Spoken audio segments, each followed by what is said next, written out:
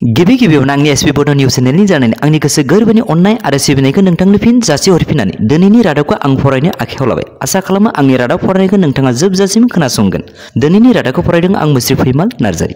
थारै दुर्गा फुजायाव जेरैबायदि जेलपि मिथाइ जानाया मोनसे फुजा नायनो फैग्राफोरनि एंगार हायै मोनसे आखु, थिग बेबायदिनो दुर्गा फुजायाव सिनेमा हलाव सिनेमा आरो थियेटार नायनाया मोनसे सुबुं माहारिनि सरासनस्रा आखु। बिब्दिनो देग्लायबो गरेस्वरनि दुर्गा फुजायाव बर' खौरांगिरि गौथुमनि बानजायनायाव 22, 23 आरो 24 खालार खालि फारियै बर'नि गेजेराव बयजोंबो अनसायजानो हानाय सावथुनफोर जेरै थैनि गाब, अख्रां गंसे नांगौ आरो रोदा बर'नि मुंदांखा सावथुनफोरखौ सोरबाफोर नायगोन होनना नेनानै दङमोनब्ला गरेस्वरनि मोसौ हाथाइसालियाव फैनानै गोजोन नायफैनो हागोन होनना गरेस्वर खौरांगिरि गौथुमनि मानगोनां दैदेनगिरि बिथांमोना समाजारि बिजोंनि गेजेरजों फोसावनायखौ जों नुनो मोनो। लोगोसे बिथांमोना बेबायदि बर'नि सावथुनफोरखौ नायनानै जाहाथे बर'नि हारिमुजों लोगोसे बर'नि फावखुंग्रि बिथांमोनखौ थुलुंगा होफैनो थाखायबो बिथांमोना समाजारि बिजोंनि गेजेरजों गुरै खावलायहरनायखौ जों नुनो मोनो। पेलेस्टाइननि मुंदांखा उग्रपन्थी हामासनि गाग्लोबनायखौ गोख्रों इजराइला बेनि फिननायखौ होनो थांनानै दिनै बे अरानो मुलुगनि हादोरफोरखौ खावनै सिंखावनाय सुबुं फोजोबस्रांग्रा माखासे हाथियारफोरखौ आखायाव दैखांनानै हादोरजों हादोर दावहा नांनो थांनायाव रोजा रोजा सरासनस्रा सुबुंनि थैगोनखौ नुहुरखानानै दिनै बे दावहानि अरखौ फोजोबस्रांनो थाखाय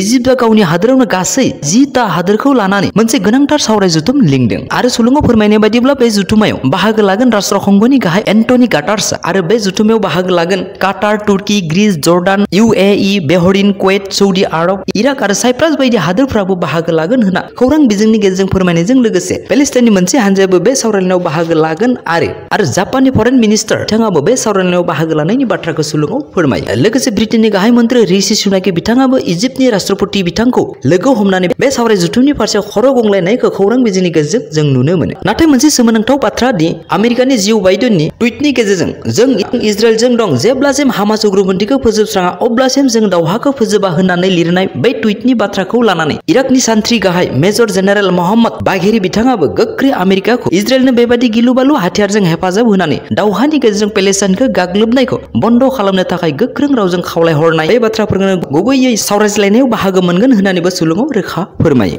एबसुनि मोनसे गेदेरथार देरहासारनाय गोबाव समनि सान्दुं अखाखौ नेवसिनानैब्लाबो दुलाराय बर' फरायसा आफादा मोनफ्रोम कलेजनि लांगोनानिफ्राय जागायनानै बड'लेण्ड मुलुगसोलोंसालिनि लांगोनायाव हुस्रिखाव हुस्रि स्लगान होनाय एबसुनि खौसेथिनि गाराङा जोबथायाव आसामनि गभर्नर गलाबसान काटियारानि गोसोखौ फोजाखांनो हानायनि लामायाव फैबाय। मानोना जेब्ला मैया एबसुनि आफादगिरि दिपेन बर'जों लोगोसे बोसोनगिरि खुंख्रा सरगियारि, लोगो आफादगिरि खोरोमदाव औवारि, गाहाय नेहाथारि खनीन्द्र बसुमतारी, लोगो नेहाथारि दिनेश बर' आरो सोलोंथाइ नेहाथारि रमिय' बसुमतारी मोनजों लोगोसे बिटिआरनि CM प्रमद बर' आरो लरेन्स इस्लारि बिथांमोना जेब्ला जयै सावरायहैयो अब्ला फैगोन नभेम्बर मासनि 9, 10 आरो 11 खालार खालिनि national assessment and accreditation council सुंद'यै नाकनि भिजिटआ जोबनाय लोगो लोगोनो लाइस्राम लादु सिंहखौ लानजायखांना खारनो थाखाय आसामनि गभर्नर बिथाङा बिथोन होनायनि खोथा होयो। मैया सेरफांगुरियाव BPFनि मोनसे गेदेरथार जयनिं सेरेमनि जालाङो। बेवहाय खमैबो 800 सा गोदान BPFआव जयनिं जाफैनाय हाबाफारियाव BPFनि MLA रहिराम नार्जारि बिथाङा बुङो, दिनै मा दुर्गानि खाथियाव BTCखौ धंख खालामग्रा पार्टिफोरखौ फोजोबस्रांनानै BTCनि सुबुंफोरनि जौगानायजों लोगोसे रैखाथि होनायनि थांखिखौ मोगथाङाव जाफुंहोनो थाखाय बेबायदि रोजा रोजा सुबुंफोरा नुजाफैनाय दुंब्रुद गोसोजों बरायनानै लायो आरो लोगोसे बिथाङा बुङोदि BTCजों लोगोसे सारा आसामाव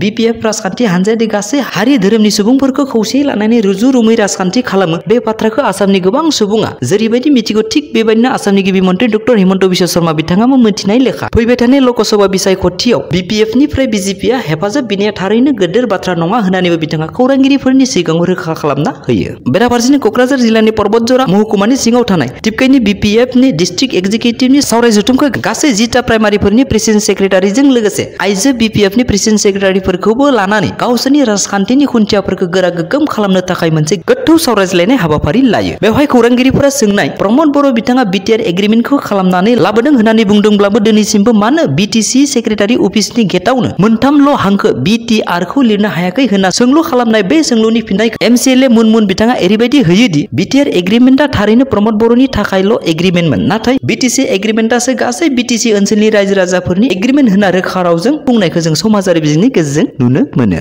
मोनसे सोमोनांथाव रादाब, सारा भारताव दुर्गा फुजानि दावराव आरो मुलुगाव पेलेस्टाइन इजराइलनि गिलु-बालु दावहा, बे समावनो भारतनि सुप्रिम कर्टआव आननाया काटिया आरो उकिल प्रकाश सेक्सेना बिथांमोना हौवाजों हौवा आरो हिन्जावजों हिन्जाव हाबा जानायनि थाखाय न्याय मोननो थाखाय जा कर्टआव चेलेन्ज खालामना रिजेक्ट खालामजादोंमोन बेखौनो बिथांमोना फिन पेटिशन होफिनो। नाथाय बे पेटिशननि सायाव सुप्रिम कोर्टनि वार एसोसिएशननि प्रेसिडेन्ट आदिश आगरवाला बिथाङा बेबादि सोनाबारि खान्थिखौ माब्लाबाबो भारतआव लाबोनो नाङा होनना भारतनि गाहाय मन्त्रि नरेन्द्र मोदी बिथांनिसिमबो खौरां बिजोंनि गेजेरजों गुरै खावलायहरो। बेराफारसेथिं थांनाय 2020 मायथाइयावनो सासे रेप केसाव जेल जानांनाय राजकुमार बिथाङा मुम्बाइनि आर्थुर र'डआव थानाय जेलाव गासै 63 दिन थानाय समाव सासे सुबुंजों लोगोसे उन्दुदोंमोन आरो बिथांखौ सासे सरासनस्रा सुबुं साननानैनो बिथाङा उन्दुबाय थादोंमोन होननाबो बिथाङा नाथाय जेब्ला साखाथिनि सासेनिफ्राय मोनथियोदि बिथाङा 88 जा सुबुंखौ मार्डार खालामखांनाय सुबुं अब्लासो बिथाङा 63 सानखौ माब्लाबाबो बारलांनो हागोन होनना सानफ्लाङाखैमोन होनना सुलुङाव सोमोनांथाव गारांजों फोरमायो। आरो बेनि अनगायैबो थांनाय बृहस्पतिबारै गुजरातनि हाइकर्टआ साब्रै पुलिस अफिसारफोर सासे मुस्लिम सुबुंखौ लामायाव खुन्थायाव खानानै अना खाना बुख्रुब बुसि खालामनायखौ लानानै हाइकर्टनि बेन्चआ